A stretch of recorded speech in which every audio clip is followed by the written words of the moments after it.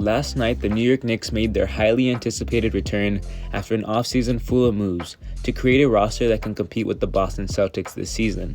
Instead of making a big statement on opening night like we all would have wanted against the reigning champions, they were instead embarrassed in a 23-point loss. It was clearly their first regular season game together, as they were outplayed in every aspect against the Celtics, and they legit just did not look good at all.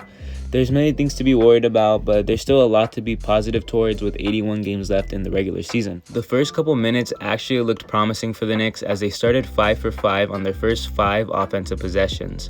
However, on the other side, they were allowing the Celtics to get threes left and right. Some were the result of bad defense, yes, giving the Celtics too much space to get good shots off, but a lot of them, in my opinion, was just great basketball from Boston. Threes are literally the Celtics' bread and butter, and the way they were shooting today just literally made it impossible for the Knicks to ever compete. They had 17 threes in the first half, and they ended up making 29 total.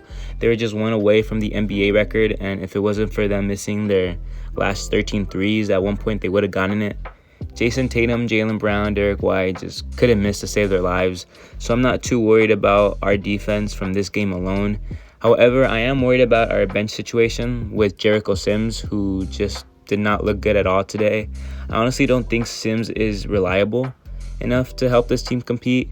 I got so used to seeing the center powerhouse we had with Mitch and Ihart, so now seeing Cat and Sims it just feels like a nightmare. I remember on this one play, Sims got out-rebounded and just totally abused by Tatum. If Jason Tatum is getting rebounds over Sims and bodying him the way he did on that play alone, I just have no faith in Jericho. I'm sorry. Then you have Mikal Bridges, who, Jesus Christ, couldn't even hit a technical foul free throw. He was 0 for 5 in 19 minutes of play in the first half. This wasn't really surprising since it was a major storyline heading into this game that Mikal changed his shooting for him for some reason and then ended up going 2 for 19 in the last preseason game. But I will say that the second half gave me a lot of confidence heading forward with Mikal Bridges, because after that atrocious first half performance, he went 7 for 8 with 16 points to finish the night. Then you have Miles McBride, who I just love with a passion. He was so amazing tonight. He finished with 22 points on 8 for 10 shooting, making some really tough baskets over defenders. It's really been beautiful to see Deuce's game grow, especially when the Knicks moved on from quickly. We saw him take that leap, and now with DiVincenzo, he takes another leap.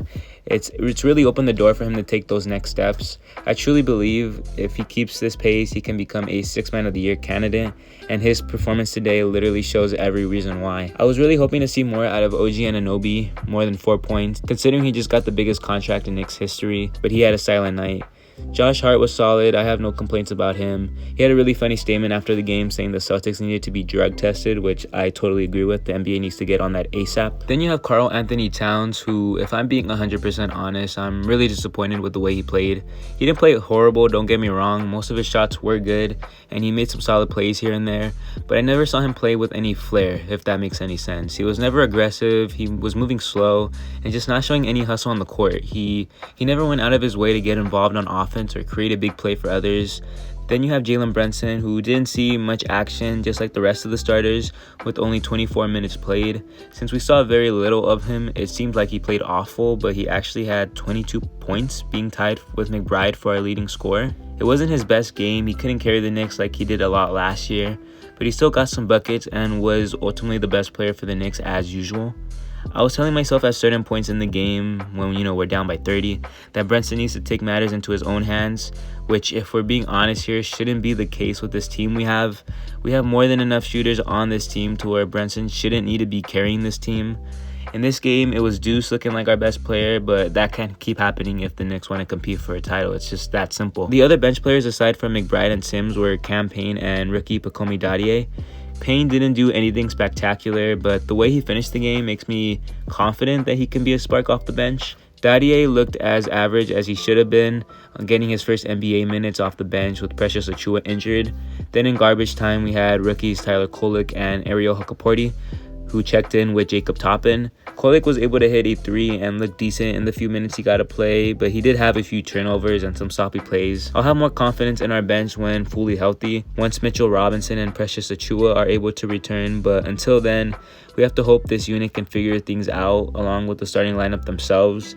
The Knicks have a lot to improve over the next 81 games if they want to give Boston a run in the playoffs, let alone get themselves in that position. But I think a lot of roster changes will be made until then, rotation moves from Coach Tom Thibodeau. But overall, just a better roster to compete in the playoffs this year. As understandable as it could be to overreact over this game for Knicks fans, after getting crushed by Boston, a team that we're eventually going to have to try to get over if we want to be championship contenders, there are some things that I'm kind of taking away from this game, like the fact that we lost by only 23 points at the end of it. Obviously, a lot of those points scored were in garbage time from fucking Tyler Kolik and the bench, but still only losing by 23 points in a game where the Knicks were just absolutely horrible. Like, Jalen Brunson didn't have a good game, if we're being honest here. Karl Anthony Towns didn't have a good game. Mikal Bridges only had one half of a good game. OG Anunoby was nowhere to be found. Josh Hart was, as usual as he can be. And then with still Precious Achiuwa out, Mitchell Robinson, the fact that the Knicks still only lost by 23, considering how great the Celtics looked, literally making every possible three they could have taken up until obviously, those 13 missed in the end. The fact that the Knicks ultimately could have gotten a lot closer had Brunson maybe or Cat played better, I think is a positive sign to take out of this. Obviously, Porzingis didn't play, which, that's another argument you can make from Celtics fans' standpoint. But I think it's still something to not be too worried about with just the first game. Obviously, this unit is kind of playing for the first time together. I think preseason games against the Wizards and Hornets don't exactly prepare you as well to compete against the champions, Boston Celtics. I thought that game against the Timberwolves was a positive sign, but yet, they were still kind of toe-to-toe with them. So the fact that we kind of got crushed by the Celtics, I'm not too worried about that. I think Knicks fans shouldn't be too worried about that. I think as time goes on, this team will get a lot better, and that's just something we'll have to continue believing in. Friday, October 25th is the next game for our New York Knicks against the Indiana Pacers, who will be back in the Garden after sending us home last season. Until then, we have to sit on this one loss and hope the Knicks can respond in the next game in a better fashion.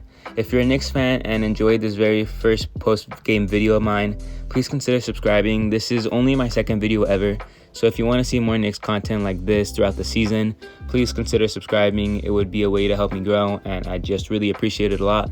With that being said, thanks for watching, and let's go Knicks.